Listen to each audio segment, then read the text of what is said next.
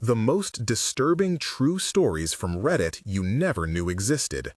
When I first saw the post, I thought it was another late-night thread full of paranoia and drama, a mosaic of anxious accounts pasted together by strangers. I was wrong. It started as a casual scroll in a forum I had helped moderate, a quiet corner where people left notes about feeling watched, odd packages, things dropped at thresholds. One story stopped me cold. It began with a simple line about a folded piece of paper on a doormat. The detail was ordinary enough, a domestic image that should have felt safe. Instead, it carried a tone that suggested someone had been charting a life like a map, tracking exits and habits, writing them down like weather entries. I remember the first time I read the words out loud in my kitchen and felt my hands go cold. I was the moderator, 32 years old, working from a cramped apartment in Portland, used to late nights and strange messages. For weeks, I dismissed the posts as attention-seeking. Then the reports escalated in a pattern that was too precise to be coincidence. I used to think that internet stories were separate from real life, that the bad ones stayed online where they could be filtered and ignored. I had a background in community work and had done some volunteer crisis response for digital harassment. My name is Aaron, and I had a reputation in the forum for being pragmatic, for telling people to document everything and call the proper services. I grew up in a small town where doors stayed unlocked and neighbors traded casseroles, which taught me to trust people until they proved untrustworthy. I studied communications in college, learned to parse messages and detect manipulation. I divorced 2 bad relationships and learned the art of moving quietly, changing numbers, changing routines. Those moves felt like survival training later on. My mother, Claire, taught me to keep lists and label things. That habit became an odd comfort when patterns in anonymous posts began to look like a grid. Today, I still carry a notebook, one small spiral I fill with names, dates, and notes. It is banal in look and heavy with the memory of nights that would not let me sleep. The thread grew to include more than a folded note. People sent photos of backpacks left on porches, of bike tire marks in mud, of sticky residue on door frames. A woman named Sarah uploaded photos of a crisp white envelope tucked under her apartment mat with only 2 words inside. An elderly poster called Mr. Gallagher described a man who stood outside his window and hummed at precisely 9 p.m. every night. There was Mark, who found a trail of pennies leading to his back gate. There was Lena, who posted grainy footage of a figure framed by night vision bending to tape something to the base of her stoop. And there was Raj, who swore he had been followed home twice where the same red pickup. Names started to cluster like constellations. The forum had always been a place for misplaced fear to find company. Now it was becoming a registry of similar violations, shared vocabulary forming around items and times and signals. I kept telling people to call the police, to file reports, to save evidence, and not to confront whoever it might be. I repeated the same guidance until it must have sounded mechanical, a script that is supposed to keep you safe.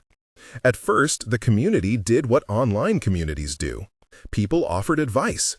Someone suggested motion sensor lights. Another recommended a cheap infrared camera. A few users suggested community patrols and shared a spreadsheet with schedules. When Sarah posted that she had found a short, handwritten line on a receipt left beneath her door that read, "You come at 7, I felt my skin tighten. I posted a comment in bold language that I later regretted sounding abrupt about. I typed, "Document every detail, take photos, and call the non-emergency line, then hit submit."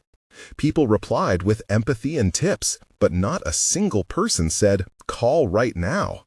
That call did not happen then. Instead, Sarah taped the receipt to a window and posted another photo at 2 a.m. I could not sleep. The hour thickened into a kind of waiting, where every creak in my building read like someone moving at the edge of a map. If you were in my position, at the keyboard reading dozens of threads that all smell of the same thing, what would you do? If you were Sarah, would you have immediately called the police or rationalized that someone was playing a cruel prank? Share briefly what you did and start your comment with "I saw" to help others read similar reports. Your experiences matter here because they build a pattern. Many times the difference between a solved case and ongoing harm is a photo, timestamp, or a saved receipt. I am not asking for trauma theater. I am asking the community to act as a distributed witness bank so that when the evidence lines up, we have something to show. Your brief note could be the detail that convinces an investigator to take a report seriously. Pause before you scroll. If you have a small detail, write it down. Now back to what happened the night Sarah found the receipt taped to her window, because that was where things turned from strange to deliberate. The next day, I struck up a private message exchange with Sarah. She was a nurse, 29, who lived 2 blocks from a small elementary school. She had moved to the neighborhood 2 years prior after a messy breakup and liked the sound of rainy nights hitting her apartment roof. Her voice in our messages was cautious, measured, the way someone uses small words to fill a larger worry. She sent me the time-stamped photos which showed a laminated receipt with the handwriting that looked like it had been written by someone who did not want to be seen while writing. It said, "You walk her at 7:20, and then only a single dented heart drawn beneath the phrase. It was banal and intimate in the same breath. I asked her if she had printed any surveillance footage. She said no, and that she felt silly for thinking someone might actually be watching. Later that evening, she texted me that she had found another note tucked into the pocket of a jacket she had hanging by the door. This one simply said, "Watch how she opens the door." She was beginning to doubt her own sense of home. The pattern escalated in a way that made an investigator attentive. The same handwriting had been used in 3 different neighborhoods reported by different users. The notes sometimes used the same word choices and small misspellings. People reported hearing a low hum outside their windows at similar times. I compiled a chart in my notebook and emailed it to a volunteer at a local outreach center, a woman named Rosa who had worked as a community mediator and had contacts in the precinct. Rosa introduced me to Officer Thompson at the 12th Precinct, who took our spreadsheet seriously enough to mark the occurrences and suggest a formal report.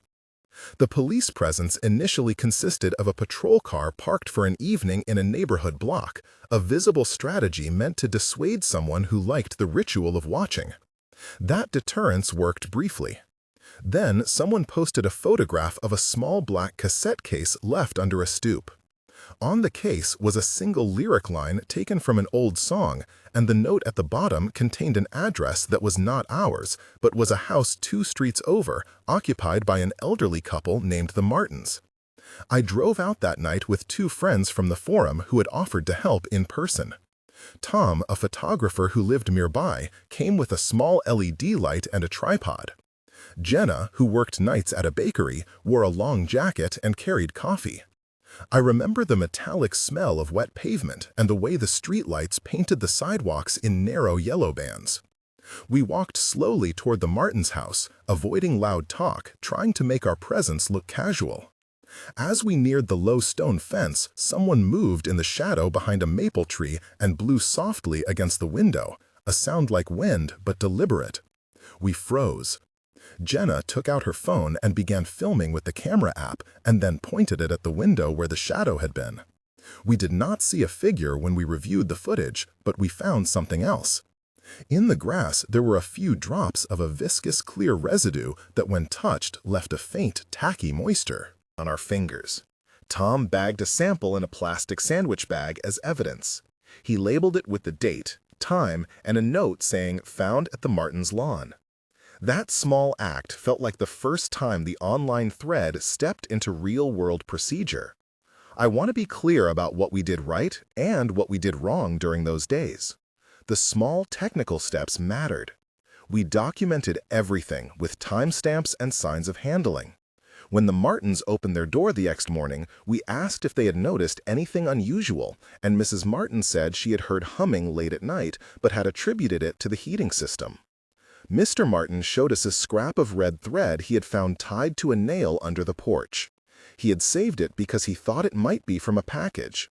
We photographed the thread on his kitchen counter and submitted the images to the precinct online portal. That portal required a specific file naming convention, and we kept copies on our phones and in a cloud folder to preserve the chain of custody as best as amateur citizens could. The police advised us to avoid confrontation and to continue documenting. They promised to circulate patrols during peak hours.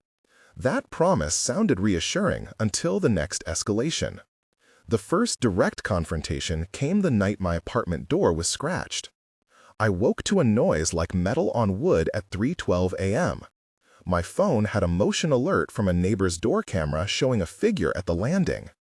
I dressed quickly and got to my door. There were 3 thin, parallel scratches along the top edge of my frame, small gouges that suggested someone had tried to force the lock or at least test my attention. Taped to the bottom corner of my door was a sticky note with one sentence in the same handwriting as the receipts and envelopes. The note read, "You do not lock the back where she goes." My heart raced, and I called Rosa, who told me to wait and to leave the area if I felt unsafe. I took photos, then walked out to the building lobby. I found Officer Thompson waiting, having seen the motion alert and been alerted by our community messages. He took my statement and carefully collected the note in a plastic evidence sleeve, placing it into a labeled envelope. That collection felt reassuringly official, but also inadequate in the way bureaucracy can be. The note traveled through the system. It was logged and tagged with a case number, but at the time there was no match to any known suspect. Attention clouded my thinking during the next week. The forum itself became a living document of small harms, each entry a grain in a beehive producing a drone of anxiety. People started sharing similar notes and similar times. There were 3 nights in a row when someone in the thread reported an alert at 3:12 a.m. People joked nervously about that number until the joke evaporated into dread. On the 4th night, a user posted a short video that made everyone sit up. The footage showed a figure crouched behind a hedge tying a small bundle and then dropping it, a package wrapped in brown paper and secured with twine. The camera perspective was from a porch light that had captured just a silhouette. There was a soft metallic sound and the figure moved away. The package, when retrieved by the homeowner, contained a small notebook filled with lists of times and food deliveries and the names of people who lived on the street. The homeowner had turned the notebook over to the police. For the first time, we had something resembling internal planning from whoever was doing this. When the notebook reached the evidence locker, the precinct called our volunteer contact to request a recorded statement. The notebook was a crucial piece. It contained items laid out seemingly at random, but when compared with reports in our spreadsheet, a pattern emerged. The lists often contained the same misspelling and a shorthand for windows that suggested observation points. At this point, Officer Thompson told us that the items were being photographed, cataloged, and placed into secure evidence for potential handwriting and fiber analysis. That technical description matters. Evidence is fragile and must be processed with care to avoid contamination. The evidence technician used nitrile gloves, tweezers, and evidence tags to seal the notebook. Photographs were taken in high resolution against a neutral background with scale markers. The chain of custody was logged in a digital database with each transfer time-stamped and signed. These steps do not guarantee resolution, but they preserve the possibility of linking a suspect to the material. Knowing that the police were treating these items with procedural rigor gave the community a narrow comfort. We organized a neighborhood meeting that Saturday in the church basement to share information. I spoke to a room of 20 people, and we introduced ourselves by name and street. There was Mr. Gallagher from Block 7, a retired school teacher who made tea for war veterans. His hands shook slightly as he described the humming that had started in his apartment and the note left on his mailbox. There was Jenna, who worked the night shift at the bakery and who had discovered a camera lens taped under the eave of her building, aimed at her living room window. There was Tom, who had found a small camera hidden in a birdhouse in his front yard and had filmed a man stopping to remove it the next morning. We collected sworn statements and then passed them to the detective assigned to the case. A woman named Detective Ruiz who had an even-tempered voice and a careful way of asking questions that made people slow down and remember details. She asked about times, signs, and anchors that could be corroborated with receipts or CCTV. The detective gave us the kind of direct instructions that you only learn to appreciate in a crisis. She urged us not to confront suspects and to use light timers and cameras and to keep copies of any interactions. For a few days, it felt as though we were on the right side of things. Patrols came in rotating shifts, and a private security company was hired by the local council to increase visibility around late hours. Some neighbors installed motion lights and simple door sensors. I bought a cheap internet-enabled doorbell camera and learned how to configure notifications to my phone. The pattern I wanted to see was deter and dissolve. But then the person who had been hidden behind the ritual of notes became more personal. One night, a box arrived addressed to me with the word "Observe" scrawled across the top. Inside was a postcard with a photograph of my childhood street and an old picture of my father taken from a family album. The photograph was unsettling because it was taken from an angle that only someone who had actually been near our yard could have used. I had never posted our home pictures on the forum or anywhere public. The envelope had faint fingerprints and a partial shoe print on the corner flap. I handed the box to Detective Ruiz, who examined it with a portable UV lamp and photographed the fingerprints and the shoe print. The prints were dusted and cleared for ridge detail, but did not immediately match the database. The shoe print design was recorded and uploaded to a national scrutiny database in case the same tread pattern turned up on other items. That series of technical steps felt both methodical and painfully slow. The first major confrontation happened late, and it happened under the kind of pressure that rewires memory. I had been up too long watching threads and responding when my doorbell camera pinged at 1:03 a.m. It recorded a silhouette moving along my walkway, then a figure lingering at the porch, and then someone crouching to affix something under my welcome mat. I clicked to zoom and saw a hand slip something small and folded beneath the corner. My phone vibrated with adrenaline. I called out through the door with a voice that tried to sound collected and authoritative and asked who was there. The figure did not answer, but in the camera zoom it raised a face and looked directly into the lens. It was a young man with a baseball cap low over his brow and a small surgical mask under his chin. His eyes met the camera, and for a fraction of a second the world felt like a held breath. I called 911. While on the line, I spoke to a dispatcher who told me a unit was en route. I kept communicating my position and then stepped back because whatever I might do physically could endanger someone else. The police arrived a few minutes later and swept the property. They found that the person had left a thin notebook under the mat and had stepped away. Officer Thompson collected the notebook and asked me to remain quiet and not to post anything about the arrest publicly because of ongoing investigations. There were 3 moments during that confrontation that still replay in me when I cannot sleep, and each one was a test of how memory crystallizes. The first was the tilt of the young man's head when he looked straight into the camera, his eyes calm as if he had expected to be seen.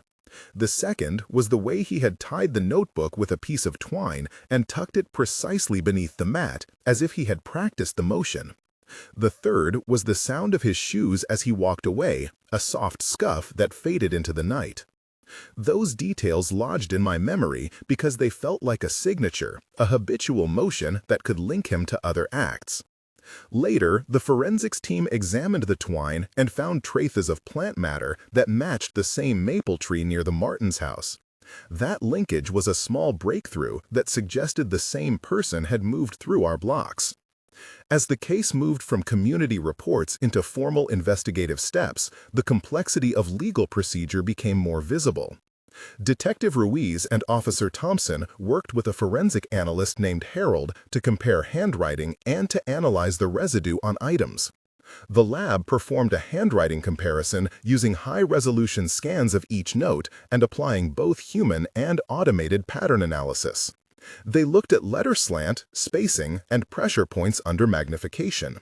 The analysts also ran latent fingerprint analysis on selected pieces where the prints had ridge detail enough to enter into an APHIS search. Meanwhile, the shoe print design was cataloged and compared to footwear sales and used to narrow the type of boot. These are the clinical details that sound dull, but that are often decisive.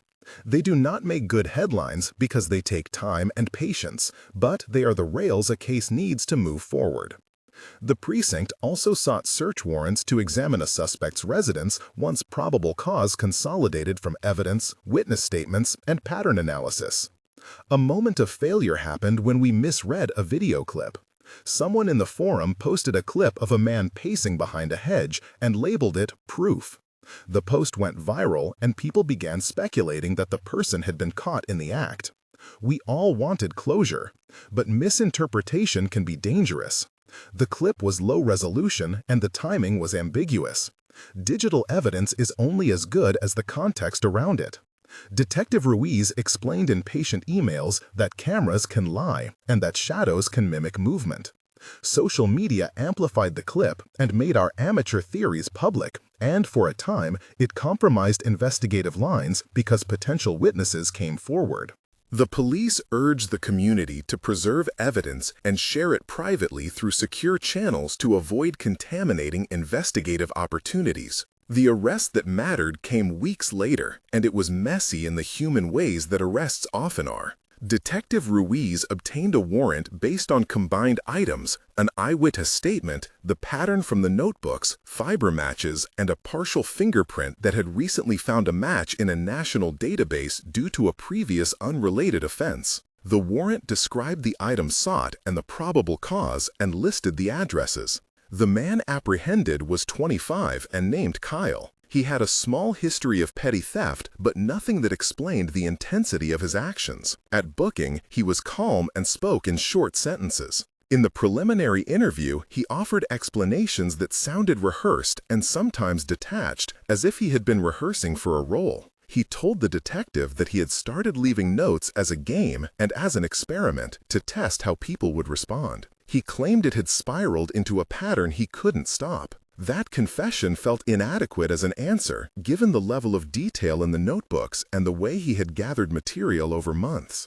Charges were filed, including stalking and harassment, and a judge granted a temporary protective order for several residents. 3 moments of tension during the arrest and immediate aftermath are carved into my memory, and each lasted longer than the minutes they took. The first moment was when the officers knocked and someone inside screamed a single word like a startled bird. We all held our breath and the heartbeat of the neighborhood seemed to pause. The second moment was the sound of the apartment door opening slowly and the flash of a small dog that ran at the feet of an officer and then skittered away into a hallway. The third moment was the guilty silence when the young man saw the notebooks and his shoulders slumped as if some invisible weight had become visible. Those minutes were heavy because the transition from seeing to consequence is never neat. The legal process moved through stages. There was an arraignment and bail hearings and a sequence of filings. Detective Ruiz prepared a detailed packet with all the exhibits, photographs, forensic reports, and witness statements. The defense pushed back, requesting the lab protocols and chain of custody logs and attempted to suppress evidence claiming improper handling.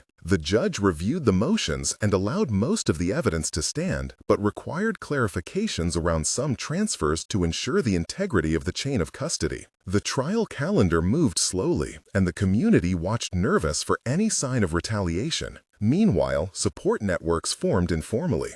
Rosa coordinated a rotating schedule of neighbors checking in on those most affected. Jenna drove a neighbor named Mrs. Martin to the precinct for interviews. Tom provided photographs and technical explanations of camera footage.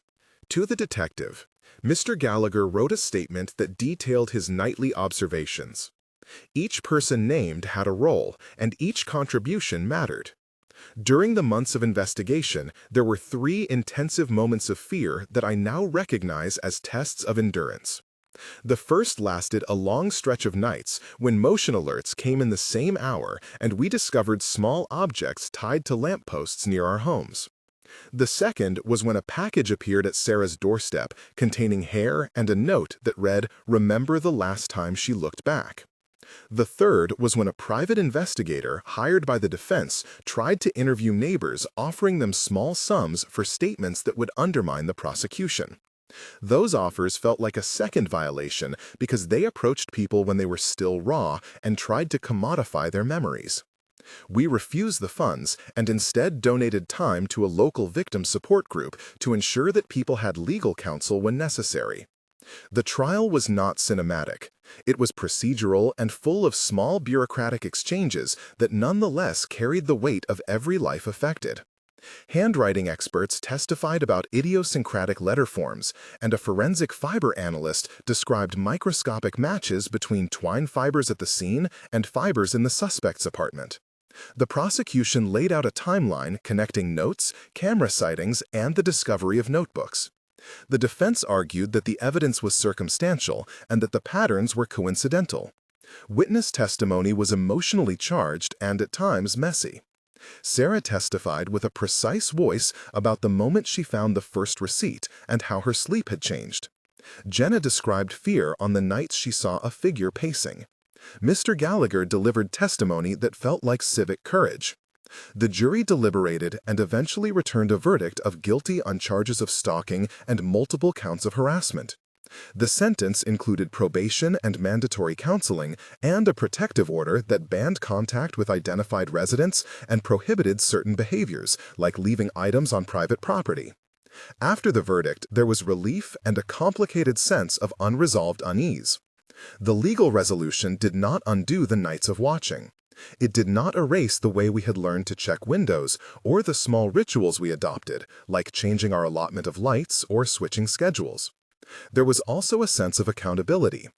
The judge's record included an order for the defendant to surrender any personal property that might contain additional notes and to submit to mental health evaluation. The community organized a resource list that included a local nonprofit that helped survivors of stalking secure restraining orders and legal aid contacts. We also collected funds to help neighbors upgrade cameras and install additional lighting in shared hallways. I want to be explicit about the procedural steps that mattered in those days because they are replicable and can help someone else. When evidence is gathered, it should be handled with gloves and placed into sealed envelopes, then photographs should include scale markers and timestamps. Digital files should be kept in labeled, secured folders and uploaded through official channels when possible to prevent chain of custody gaps. Witness statements should include specific times and locations and, where possible, corroborating items like receipts, timestamps, CCTV, or delivery logs. These are small and tedious steps, and they are necessary. Without them, the gap between fear and legal action widens into frustration. The aftermath required an emotional labor that the forums tried to provide. People offered rides, paid for surveillance upgrades, and came together to form a community watch that was oriented around care rather than vigilantism.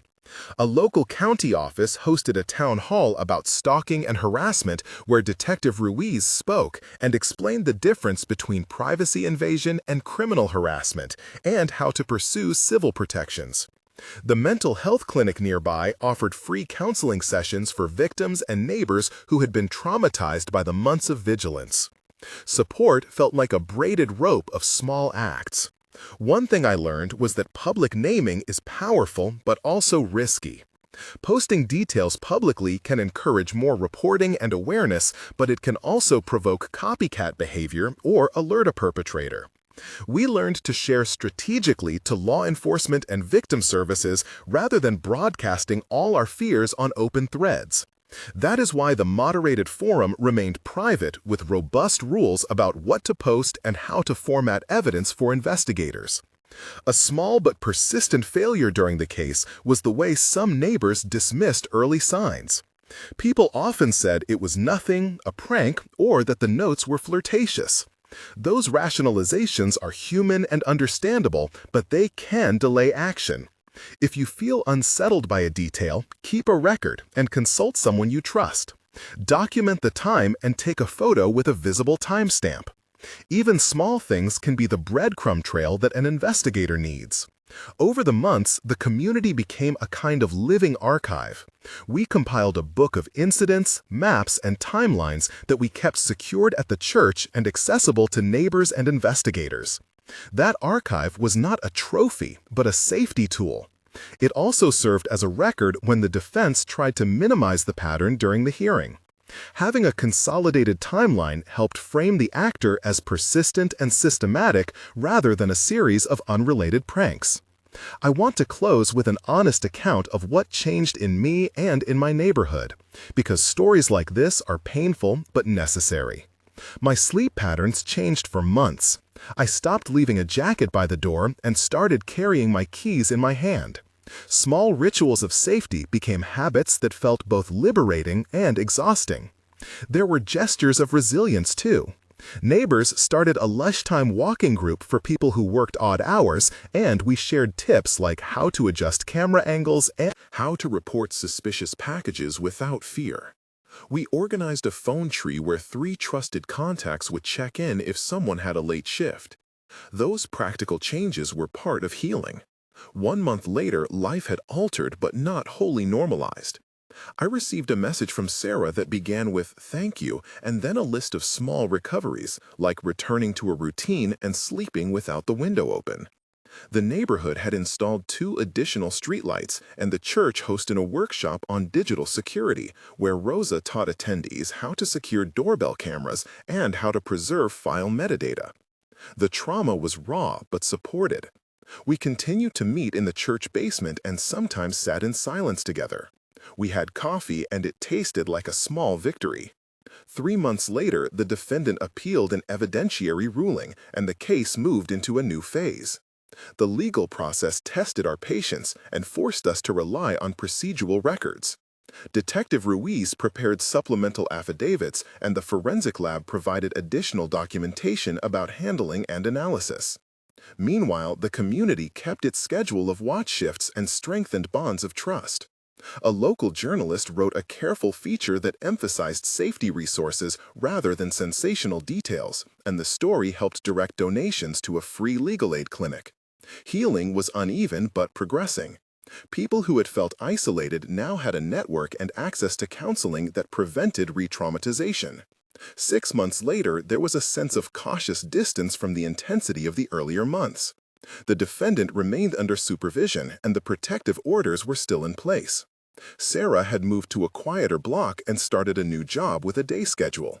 Mr. Gallagher had received a commendation from a local civic group for helping neighbors maintain vigilance without panic. The neighborhood felt different in small ways that mattered. Windows were cleaned and curtains replaced. Porch plants had new stakes and lamps.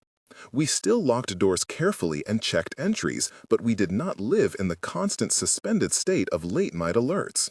We had learned that vigilance could be communal and not isolating. That shift felt like a minor miracle. If you are watching this because you or someone you know has experienced something similar, remember that the difference between action and inaction often lies in documentation. Photograph notes in packages and record times. Save texts and screenshots and do not delete them. Reach out to trusted neighbors and consider contacting a local victim advocate who can guide you through legal options. If you feel unsafe, call local law enforcement and provide as much detail. Small procedural steps preserve the possibility of justice.